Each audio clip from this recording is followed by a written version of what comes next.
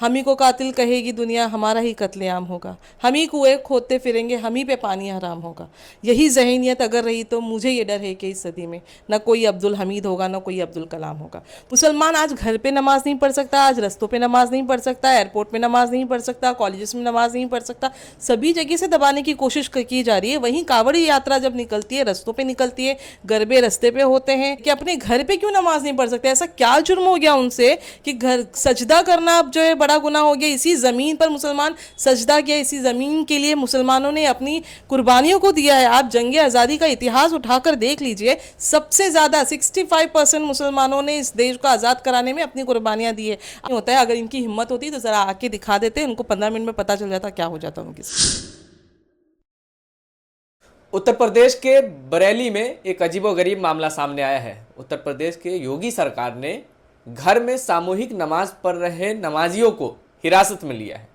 वजह यह है कि वो घर में नमाज अदा कर रहे थे। अभी हमारे साथ मौजूद है समाजवादी पार्टी की नेता है शबाना खान, उनसे बातचीत करेंगे। सबसे पहले, चूँकि उत्तर प्रदेश में इस तरह की घटना घटती रहती है, लेकिन अब नमाज घर में अदा की जा रही थी, उसके बाद नमाजियों को हिरासत में ले लिया गया, गिरफ्तार कर लिया गया, क्योंकि उसका विरोध हो रहा था। जब गुंडाई सरकार होती है तो वो ऐसे ही लोगों को परेशान करती है, वो धर्म का इस्तेमाल करके जो है लोगों को परेशान करेगी। आप ये देख लीजिए, जो संविधानिक अधिकार है कि इंसान घर पे हो बाहर हो, वो अपने धर्म को जो है वो प्रैक्टिस कर सकता है।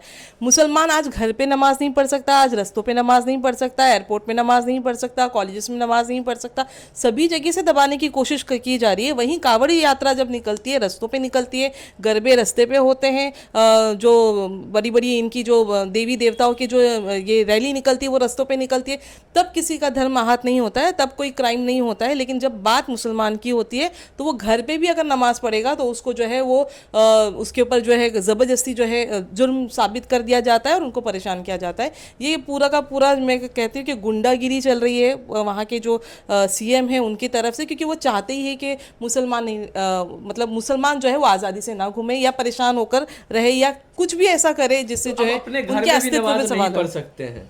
तो ये गलत है ना, बिल्कुल गलत है कि अपने घर पे क्यों नमाज नहीं पढ़ सकते? ऐसा क्या जुर्म हो गया उनसे कि घर सजदा करना अब जो है बड़ा गुनाह हो गया? इसी ज़मीन पर मुसलमान सजदा किया, इसी ज़मीन के लिए मुसलमानों ने अपनी कुर्बानियों को दिया है। आप जंग आज़ादी का इतिहास उठाकर देख लीजिए, सबसे ज़्यादा 65% मुसलमानों ने इस देश को आज़ाद कराने में अपनी कुर्बानियाँ दी है। आज उसी देश में मुसलमान अपने घर पर नमाज नहीं पढ़ सकते, तो बड़े अफसोस की बात है। मुझे तो सभी लोगों से कहना चाहिए, जितने मुस्लिम नेता है जो बनते हैं एकदम सेक्युलर, आवाज उठाइए इस बात पर, बोलिए इस बात पर कि ऐसा क्यों हो रहा है यूपी के मुसलमानों के साथ में। बहुत लोग बोलते हैं ना कि यहाँ के मेयर बना देंगे, वहाँ के मेयर बना देंगे, तो मैं तो कहती हूँ पहले मुसलमानों को वहाँ से तो बचाओ। वो अपना धर्म नहीं अपना प्रैक्टिस कर पा रहे, ऐसी क्या मजबूरियाँ आ गई है कि उनके लिए कोई खड़ा नहीं होता है।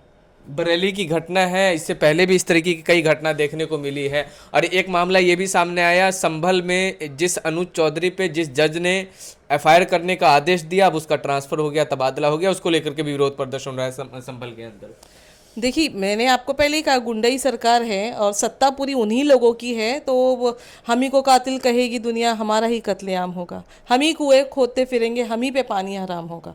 यही ज़हनीत अगर रही तो मुझे ये डर है कि इस सदी में ना कोई अब्दुल हमीद होगा, ना कोई अब्दुल कलाम होगा। तो ये चाहते ही नहीं कि पढ़े लिखे लोग हो या इंसाफ पसंद लोग हो या हर वो इंसान को सज़ा दिलवाएंगे जो अमन और शांति और सेकुलरिज्म और भाईचारे की बात करता है। ऐसे लोगों को ये परेशान करते रहेंगे, वो मुसलमान हो या कोई और नाम से हो।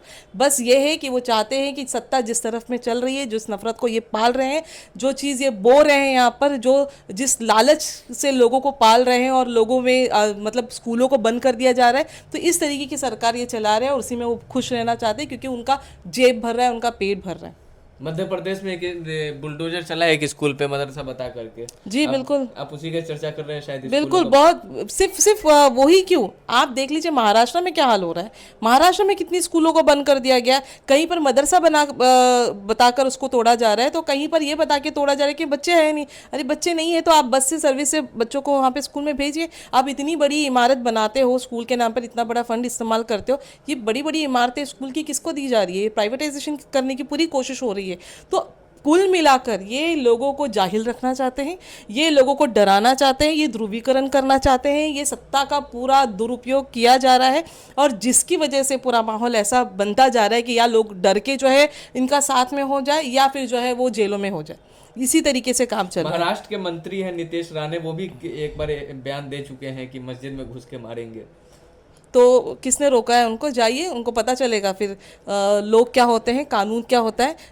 मंचों के ऊपर खड़े होकर इस तरीके की बात करना सिर्फ उनका काम होता है कि एक वोट को अपनी तरफ कर लेने के लिए और नफरत की भाषा को आगे करने के लिए। बाकी इनका कोई मकसद नहीं होता है। अगर इनकी हिम्मत होती तो ज़रा आके दिखा देते, उनको 15 मिनट में पता चल जाता क्या हो जाता उनके